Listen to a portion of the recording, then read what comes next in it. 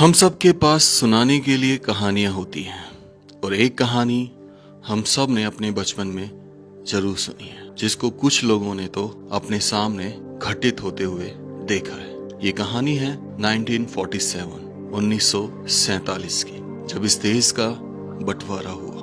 बंटवारा होने को तो जमीन का था, लेकिन वो दीवार खिंच गई थी इंसानों के दिल में। 1947 की एक कहानी मुंडावर अलवर राजस्थान के अंदर घटित होती है, जब यहाँ के रहने वाले लोग इस जगह को छोड़कर हमेशा के लिए चले गए थे। ये कहानी अपने आप में बहुत रोचक है, क्योंकि एक लड़की जब यहाँ से गई तो उसकी उम्र 9 से 10 साल थी, और जब वो लौट के आई तो उसकी उम्र 85 से 90 साल के बीच में हो गई। और उसको यहाँ के लोगों ने उस घर को जिसमें वो खेला करती थी, उस महल को, उस किले को दिखाया गोदी में उठाकर। हमने यहाँ के बड़े बुजुर्गों से बात करी तो एक नाम सामने आता है उस दौर का, और वो नाम था सुलेमान, जो अपने पीछे राव साव लगाते थे। और उनका परिवार और उनके बहुत सारे रहने वाले लोग चले गए थे इस जगह को छोड़कर। आज उसी परिवार के जीवन को महसूस करने के लिए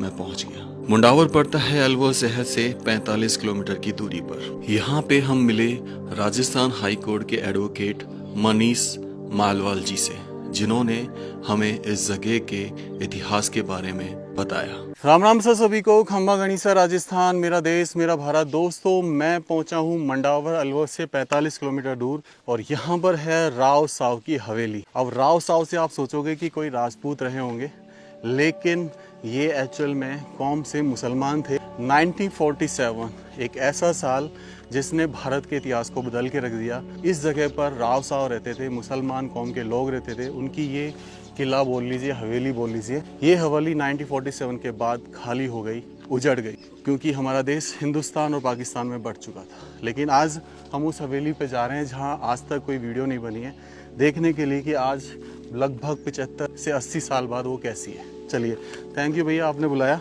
ये है राजस्थान हाई कोर्ट में एडवोकेट हैं, तो इनके जरिए हम यहाँ तक पहुँचे हैं।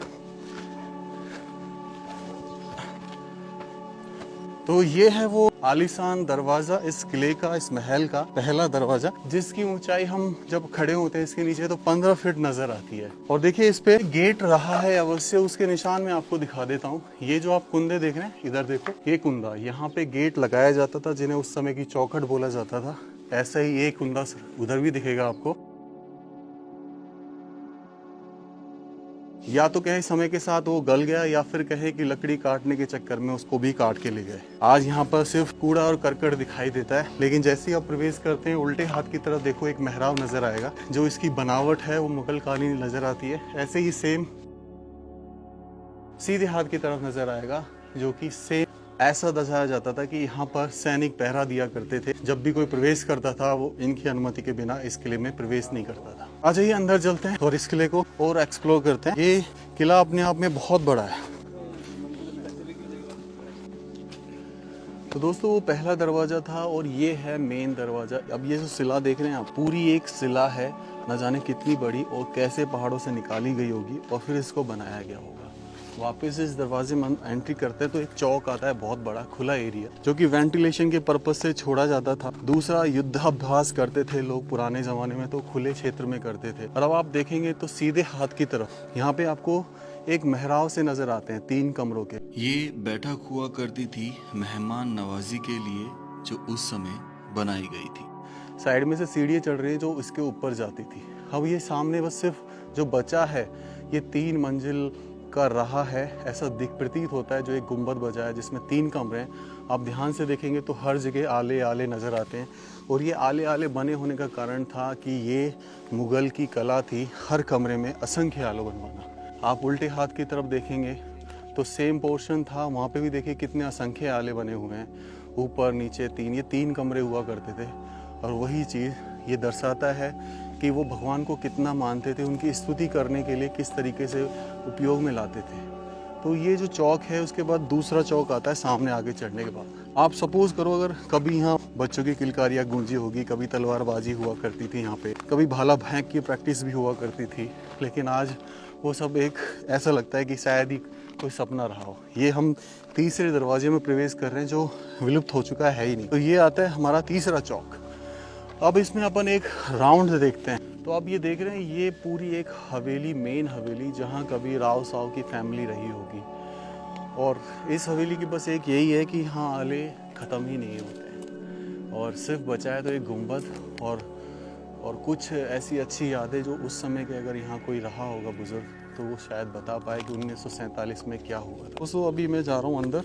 ये वो कमरा, और यहाँ पे देखो, एक तो सबसे बड़ी बात ये है यहाँ पे कि ये कमरे कुछ इस तरीके से बने कि यहाँ मतलब बाहर बहुत अति तीव्र गर्मी है और यहाँ हमें ठंडक फील हो रही है, बिल्कुल ठंडक फील हो रही है। और ऊपर देखो जिगजैग पत्थरों को कैसे सजाया गया है, मतलब क्या टेक्नोलॉजी है जो आज हम लैंटर और वो यूज़ कर रहे हैं। हम तो लोग मतलब उस कला को भूल गए जहाँ उसकी ज़रूरत ही नहीं है। लोग कम खर्चे में भी बहुत अच्छा मकान बना लिया करते थे।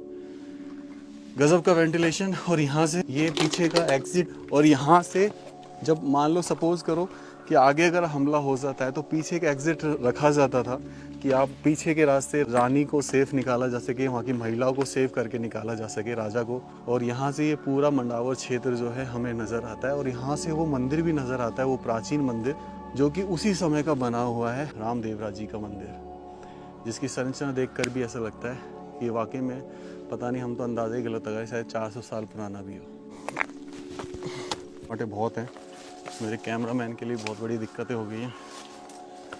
और इस किले में बचा हुआ एक सेफ कमरा जो अभी भी स्टिल बचा हुआ है, और आप इस कमरे को देखेंगे तो आपको यकीन नहीं होगा कि उस समय ऐसे कमरे किस लिए बनाए जाते थे। अब देखिए इस कमरे को देखिए आप, हर तरफ आपको आले नजर आएंगे, और इसके ऊपर की जो दीवार है वो टूट चुकी है, इसलिए ऊपर का जो कमरा है वो आपको यहाँ से सीधा दिखाई दे रहा है। और सबसे पहली चीज़, बड़ी चीज़ है कि ऊपर की जो गुंबद है उसमें ना कोई लैंटर का यूज़ किया गया है, ना कोई गाटर का यूज़ किया गया है स्टे करने के लिए। बस ऐसी कला थी कि उसको सिमेट्री को जचा के पत्थरों की बना दी गई। अभी देखिए इसके अंदर आपको मैं दिखाता हूँ एक छोटा सा, ये यहाँ पे आप देखेंगे तो हर जगह ऐसे छेद बनाए हुए। ये तो निगरानी रखने के लिए इस किले की। तो क्या होता था कि हम जैसे यहाँ से देखते हैं तो बाहर का सब कुछ दिखाई देता था, लेकिन अंदर कौन देख रहा है कुछ पता नहीं चलता था क्यों। और ऐसे ही यहाँ पे ये जो छोटे छोटे आले देख रहे हैं, इस जगह को रोशन करने के लिए यहाँ पे मसाल या दिए जलाए जाते थे। तो ये देखिए किस तरह की गुंबद बनाई गई है। हाँ, इसी में वो वाला ऊपर वाला हिस्सा, ये दूर तक निगरानी रखने के लिए कि कोई बाहरी क्षेत्र का कोई आक्रमण या किसी और तरीके का करने के लिए हमारे नजर रखी, दूर की नज़र के लिए ये दो गुंबद जो बनाया जाता। और कुछ जैसे आप अपना एक्सपीरियंस शेयर करना चाहेंगे कि गांव वाले क्या कहते हैं यहाँ के बारे में, कैसा माहौल था उस समय, आपने बड़े बुजुर्गों से सुना हो? बिल्कुल, बुजुर्गों से जो भी सुना है वो इतना सा ही सुन पाए हैं कि बड़ा अच्छा सा फैमिली एनवायरनमेंट था 1940 के टाइम पर, जब ये पार्टीशन से पहले की जो स्थिति, हिंदू मुसलमान में प्यार था, नहीं, भाईचारा था, कोई डिस्प्यूट नामक कोई चीज़ नहीं थी। बिल्कुल आना जाना, अच्छे से रहना, सब तरीके से बहुत अच्छी तरीके की व्यवस्था है उनकी, किसी तरीके का कोई डिस्प्यूट नहीं था बिल्कुल। लेकिन किसी ने बीज बोया और उसका फल हम आज तक वो बिल्कुल वो इंग्लैंड बो गया और हम आज तक लड़ रहे हैं। बिल्कुल, वो अंग्रेजों ने जो किया उसको भुगते हैं, मुसलमानों ने भुगता है, हिंदुओं ने दोनों। ब्लॉग को यहीं एंड करना चाहूँगा। तो कैसा लगा अपने एक्सपीरियंस ज़रूर शेयर कीजिएगा, और आप क्या सोचते हैं कि उस समय के जो 1947 में अच्छा हुआ या बुरा हुआ, उसका भी एक्सपीरियंस आप एक बार दिखा दीजिएगा। तो राम राम सा सभी को, खम्मा गणिसा राजस्थान, मेरा देश मेरा भारत।